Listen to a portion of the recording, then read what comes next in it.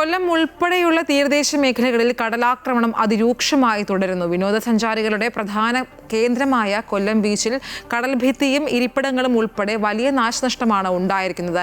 ഇതോടെ സുരക്ഷാ മുൻകരുതലുകൾ ജില്ലാ ഭരണകൂടം ശക്തമാക്കി.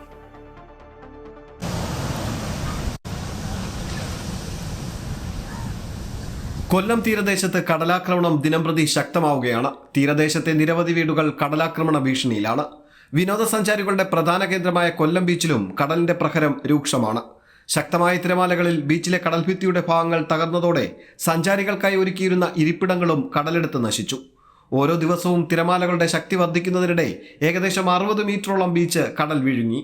അപകടമാണ്. കുഞ്ഞുങ്ങളായിട്ടൊക്കെ വന്നിട്ട് നമ്മൾ എൻജോയ് ചെയ്യാനായിട്ട് ആ കാര്യങ്ങളൊന്നും നടക്കത്തില്ല. എന്ന് വെച്ച് കഴിഞ്ഞാൽ എല്ലാം അടിക്കാൻ ബാരിക്കേഡ് കാര്യങ്ങൾ, ഒരു കാല് നനയ്ക്കാൻ പോലുള്ള ഒരു കാര്യങ്ങളുമില്ല. ഇത് കടൽ ഭിത്തി കെട്ടി പണ്ടേ സംരക്ഷിച്ചിട്ടുണ്ടെന്നുണ്ടെങ്കിൽ ഏറ്റവും നല്ലതായിരുന്നു ഈ കാര്യം.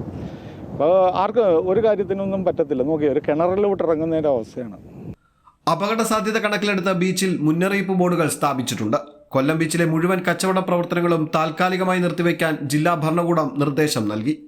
കടൽക്ഷോഭം രൂക്ഷമായ മേഖലകളിലേക്ക് സഞ്ചാരികൾ ഇറങ്ങാതിരിക്കാൻ കയർകെട്ടി നിയന്ത്രണം ഏർപ്പെടുത്തി. ലൈഫ് ഗാർഡുമാർ സ്ഥലത്ത് നിരന്തരം ജാഗ്രത പാലിച്ച് സന്ദർശകരെ സുരക്ഷിത മേഖലകളിലേക്ക് മാറ്റുന്നുണ്ട്. കടൽ ശക്തമായി കയറി ഏതാണ്ട് ഒരു 25-30 മീറ്ററോളം നമ്മുടെ ബീച്ച് ഇപ്പോൾ എടുത്തു പോയിട്ടുണ്ട്. വെള്ളിയാഴ്ച രാത്രി മുതൽ ആ ശനിയാഴ്ച വരെയുള്ള കാര്യമാണ് പറഞ്ഞത്. ഇപ്പം ഈ ഇന്നലെയും ഇന്നും കടൽക്ഷോഭം ഇത്തിരി കുറവായതുകൊണ്ട് ആ എടുത്ത ഭാഗം വരെ ഇങ്ങനെ നിൽക്കുകയാണ്.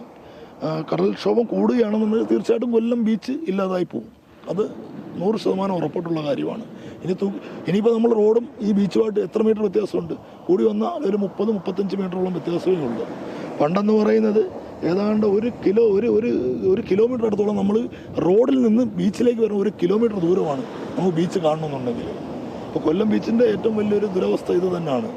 കടൽക്ഷോഭം വരികയാണെങ്കിൽ തീർച്ചയായിട്ടും ഇനി കൊല്ലം ബീച്ച് നാമാവശമായി പോകത്തേ ഉള്ളൂ. കൊല്ലം ബീച്ച് ഇല്ലാതായി പോവുകയാണ്.